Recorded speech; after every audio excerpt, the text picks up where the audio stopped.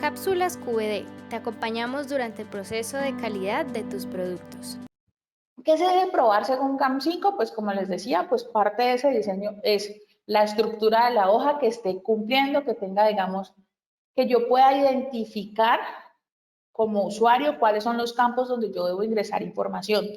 A veces vemos hojas que son, digamos, tan planas que como usuario yo tengo que empezar a hacer como el ensayo del error, a ver dónde es que puedo ingresar los datos que necesito para poder, digamos, obtener un resultado.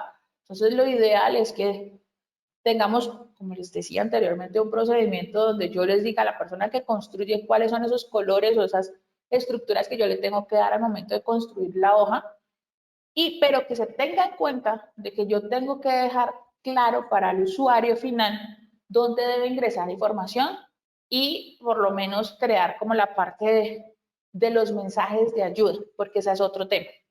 Normalmente en las hojas de cálculo no necesitaríamos construir un procedimiento como tal de la hoja.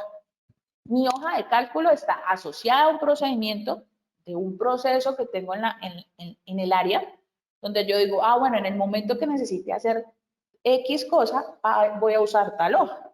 Pero como tal, un procedimiento se puede llegar a volver muy engorroso construir y mantenerlo.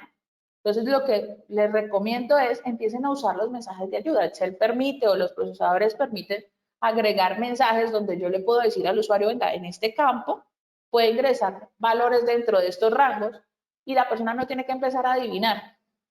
Y para ti va a ser mucho más fácil en el momento en que, después de que los capacites, pues la persona va a tener más clara la información que debe ingresar.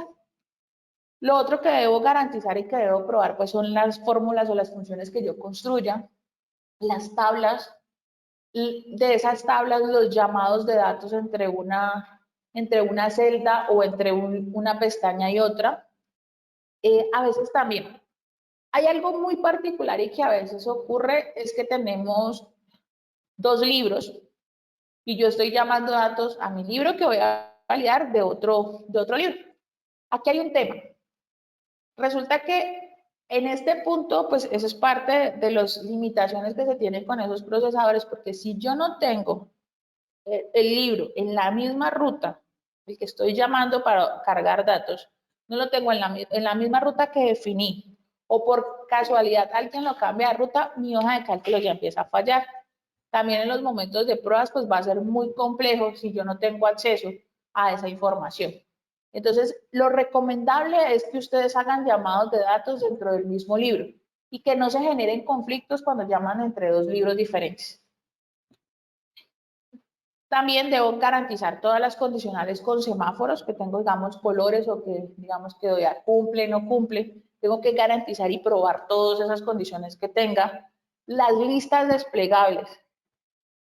Yo no necesito volver a revalidar una hoja de cálculo cuando le agrego un parámetro a una lista, siempre y cuando yo lo haya documentado bien en mis requerimientos de usuario y en mi especificación de diseño.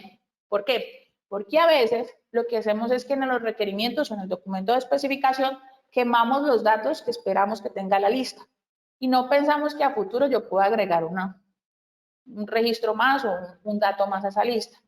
Lo que les recomiendo es que las listas desplegables digan o las expliquen como la información que se espera tener. O sea, digamos, es una lista desplegable que contiene el listado de principios activos con los que se va a hacer determinada cosa. Asimismo, ustedes podrían agregar y simplemente sí, tienen el control de cambios, pero el control de cambios no les va a reactivar o no les va a activar una nueva validación o que tengan que volver a hacer pruebas. Entonces, también ténganlo presente. Hay que verificar las restricciones y las alertas que ustedes hayan configurado, por lo menos a veces a las celdas se les configura de que se puede ingresar entre X y Y valor, entonces hay que probarlas y garantizar que estén funcionando y que realmente cumplan con los criterios que ustedes le dieron. El control de versiones e identificación, pues debemos garantizar que en alguna parte de la hoja se tenga identificado cuáles han sido sus versiones y quiénes han sido los responsables y en qué momento quedaron vigentes. La seguridad, pero no solo la seguridad de la hoja y los cálculos, las contraseñas que ellos tengan, sino también los accesos y el almacenamiento de estas. Porque como les decía, lo ideal no es que la hoja esté guardada en cada computador, sino que esté en la red, en un directorio que esté controlado, que garanticemos que tenga las respectivas seguridades y aparte de eso que tenga un control de accesos. Porque resulta que si yo tengo una plantilla y yo esa plantilla le doy acceso a los analistas, por decirlo así, para que puedan guardar ahí mismo, pues yo puedo sobreescribir la hoja y se me va a perder como igual porque van a estar en la misma ruta. Entonces lo ideal es que solamente los administradores puedan guardar y eliminar de esa carpeta y que simplemente los usuarios finales solo puedan tener acceso a lectura. Conoce nuestros servicios: validación de sistemas computarizados, validación y calificación, gestión de proyectos, auditorías de preparación, sistema de gestión de calidad, elaboración de requerimientos de usuario, formación de auditores internos, staffing, perfiles térmicos de calor y frío, quality kick y renta de equipos de medición. Encuentra más sobre nosotros a través de redes sociales o en la web www.qvd.lat.